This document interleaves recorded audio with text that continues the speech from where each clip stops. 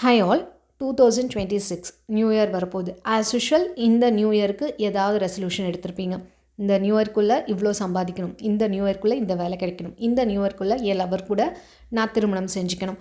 இப்படி பல விஷயங்கள் உங்களுக்கு இருக்கும். இது வருஷம் ஒரு நியூ இயர்க்கும் உங்களுக்கு நடக்குது. ஆனால் எண்டில் என்ன நடந்ததுன்னு திரும்பி பார்த்தா எதுவுமே நடந்திருக்காது.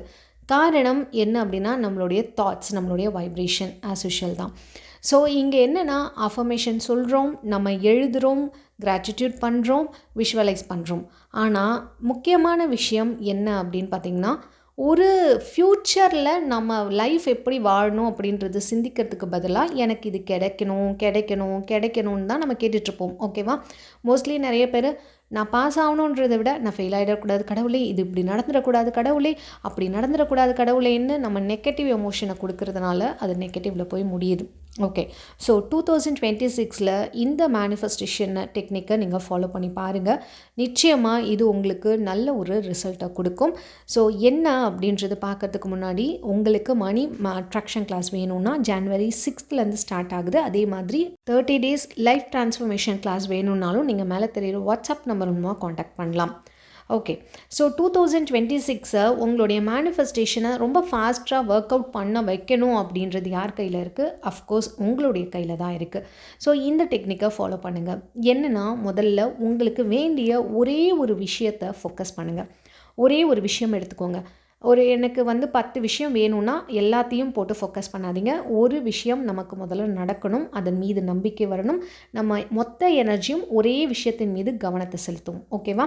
ஸோ இப்போ எனக்கு நான் ஃபினான்ஷியலி ஃப்ரீ பர்சன், என்கிட்ட பணம் நிறையா அபரிவிதமாக வருது. இல்லைன்னா நானும் என்னுடைய லவரும் ரொம்ப இன்னும் டீப்பராக கனெக்ட் ஆகிருக்கோம், திருமணம் வரைக்கும் எங்களை உறவு ரொம்ப சூப்பராக போயிட்டுருக்கு. அந்த மாதிரி இல்லைன்னா ரொம்ப தைரியமாகிட்டேன், ரொம்ப கான்ஃபிடென்ட் ஆகிட்டேன், என்னுடைய பிஸ்னஸ் ரொம்ப நல்லா டெவலப் ஆகிட்டுருக்கு. இப்படி ஏதாவது உங்களுக்குள்ளே நடக்கக்கூடிய ஷிஃப்ட். ஸோ ஏதாவது ஒரு கோல் எடுத்துக்கோங்க. அப்போ நீங்கள் என்ன பண்ண போகிறீங்க அப்படின்னா, மெமரி க்ரியேட் பண்ணணும். இதில் என்ன தெரியுமா, நம்ம சப்கான்ஷியஸில் க்ரியேட் பண்ண மெமரி தானே நம்மளுடைய லைஃப்பை ரூல் பண்ணிக்கிட்டு இருக்கு. அதை தாண்டி நம்மளால் புதுசாக விஷுவலைஸ் பண்ண முடியல. இப்போ நீங்கள் நல்லா இருக்கீங்க, விஷுவலைஸ் பண்ணுங்கன்னா விஷுவலைசேஷன் வராது. நிறைய பெரும்பாலும் மக்கள் 85% 90% மக்களுக்கு ஏன் விஷுவலைசேஷன் வரல? பிகாஸ் ஆஃப் பாஸ்ட் மெமரிஸ் சப்கான்ஷியஸில் நல்லா ஆழமாக நர்வஸ் சிஸ்டம், நம்மளுடைய நரம்புகள் உட்பட நம்மளுடைய ஒவ்வொரு நரம்புகள்லேயும் கலந்துருக்கு அந்த மெமரிஸ். அப்போ அதை தாண்டி நம்ம விஷுவலைஸ் பண்ணணுன்னா நம்ம உடம்பு அதுக்கு அலைன்மெண்ட் ஆக மாட்டேது. அப்போ அதை எப்படி நம்ப வைக்கணும் அப்படின்னா, முதல்ல ஏற்கனவே நடந்த விஷயத்தை வச்சு நம்ம ஃப்யூச்சரை ஒரு மெமரியாக கொண்டு வர க்ரியேட் பண்ணுறதுக்கு நமக்கு தெரியணும். ஓகே, ஸோ இப்போ எக்ஸாம்பிள், ஓகே, என்னென்னா, எங்கே வாழறீங்க, இப்போ நம்ம வாழற வீட்டை இன் ஃப்யூச்சரில் திங்க் பண்ண போகிறீங்க. நீங்கள் எந்த மாதிரி வீட்டில் வாழ போகிறீங்களோ அந்த கொஸ்டினை நீங்கள் கேட்டுக்கிறீங்க. ஓகே, நான் இப்போது இங்கேருந்து சென்னையில் ஒரு பெரிய பங்களாவில் வாழறேன் அப்படின்னா, வேர் ஆர் யூ லிவிங் அப்படின்னு என்கிட்ட நானே கேட்டுக்கிறேன். I am living in Chennai பங்களா அப்படின்னு சொல்கிறேன்னு வச்சுக்கோங்க. அப்புறம் என்ன டெய்லி ரொட்டீன், எனக்கு காலையில் எழுந்து ரொம்ப பீஸ்ஃபுல்லான, எனக்கு சமைச்சு கொடுக்க மெய்டு இருக்குது, என்னுடைய பிஸ்னஸை நான் பீஸ்ஃபுல்லாக பார்க்குறேன், எனக்கு இன்கம் டெய்லியும் இவ்வளோ அமௌண்ட்டு எனக்கு க்ரெடிட் ஆகிட்டுருக்கு, நான் வெளியில் அவுட்டிங் போகிறேன், ரொம்ப சந்தோஷமாக எனக்கு பிடிச்ச லைஃப்பை நான் லீட் பண்ணிக்கிட்டு இருக்கேன். ஓகே, ஸோ என்னை பார்த்து மக்கள் எப்படி என்கிட்ட நடந்துக்கிறாங்க, என்னை பார்த்து என்கிட்ட மக்கள் ரொம்ப மதிப்பாக ரொம்ப உயர்ந்த நிலையில் பார்க்குறாங்க, என்னுடைய ரிலேஷன்ஷிப் என்னை ஒரு மாதிரி கெத்தாக பார்க்குறாங்க, என்ன எப்படி சொல்கிறது, என்ன ரொம்ப பெரிய இடத்துல வச்சு பார்த்துட்ருக்காங்க, அந்த மரியாதை என்னால் ஃபீல் பண்ண முடியுது. அந்த மாதிரி ஸோ எனக்குள்ளே எப்படி இருக்குது, என் உடம்பு எப்படி அந்த அதிர்வலையை ஃபீல் பண்ணுது அப்படின்னா, ரொம்ப ஹாப்பியாக இருக்குது. அதாவது எனக்கு எல்லோரும் மதிப்பு தராங்க, என்னை ஒரு வித இடத்துல தூக்கி உயரத்தில் வச்சுருக்காங்க, எனக்கு கேட்டதெல்லாம் கிடைக்குது, ரொம்ப பீஸ்ஃபுல்லாக எனக்கு அமைதியாக போகுது, நான் நினச்ச பொருட்களை வாங்க முடியுது, நான் நினச்ச வீட்டில் சந்தோஷமாக இருக்க முடியுது, நான் நினச்சதை சாப்பிட முடியுது.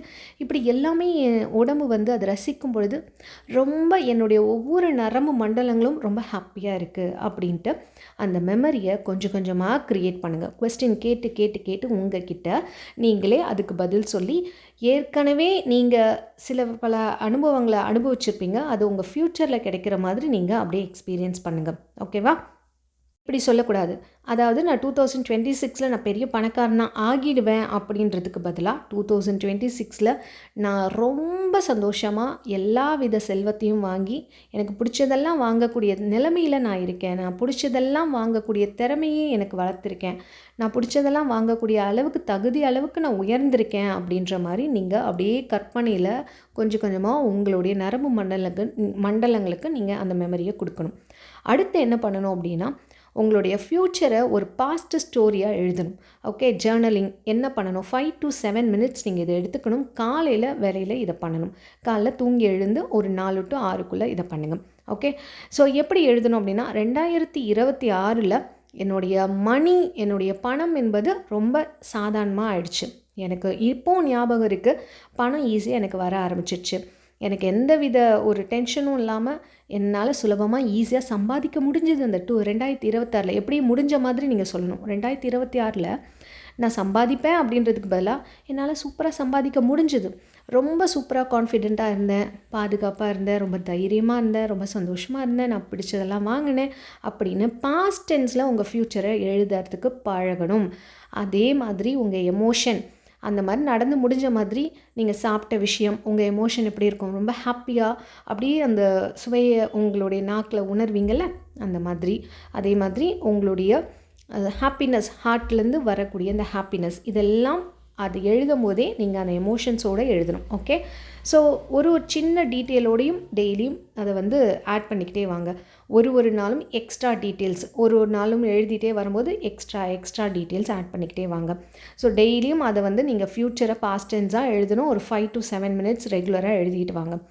அடுத்து நைட்டும் காலையிலையும் தூங்க போகிறதுக்கு முன்னாடி அண்ட் தூங்கி எழுந்த பிறகு எழுதின அந்த ஜேர்னலிங்கை திரும்ப ஒரு 3 to 4 minutes நீங்கள் காலையில் எழுந்து உட்காந்து ஃபீல் பண்ணி அழகாக ரசித்து அது நடந்து முடிஞ்ச விஷயத்துக்கு அப்படியே நீங்கள் அந்த உலகத்துக்குள்ளேயே வாழ்ந்துக்கிட்டு அப்படியே தேங்க்ஃபுல்லாக முடிச்சுட்டு சந்தோஷமாக அடுத்த ஸ்டெப்ஸை ஃபாலோ பண்ண ஆரம்பிங்க.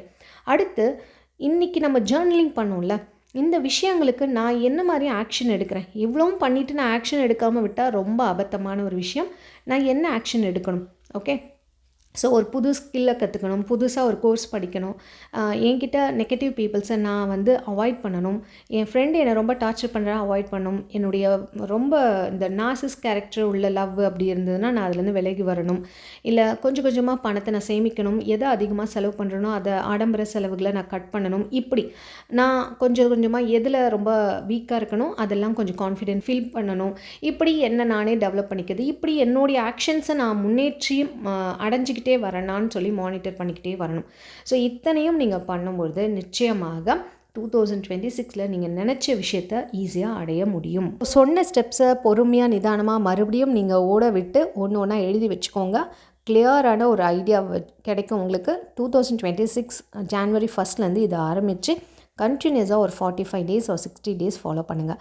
நிச்சயமாக உங்கள் லைஃப் 2026ல் மாறும் அப்படின்ற தீர்க்கமான நம்பிக்கையோடு ஸ்டார்ட் பண்ணுங்கள். 2026 உங்களுக்கான வருஷம். ஓகேவா?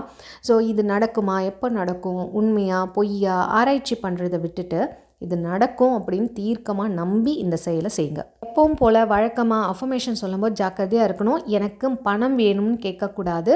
எனக்கு பணம் அந்தளவுக்கு கிடைச்சதுக்கு நன்றி அப்படின்னு சொல்லணும். என்னுடைய வாழ்க்கை மாறும் நான் நம்புகிறேன்னு சொல்லக்கூடாது. என் வாழ்க்கை நான் நினச்ச மாதிரி சந்தோஷமான வாழ்க்கையாக மாறினதுக்கு நன்றி அப்படின்னு சொல்லணும்.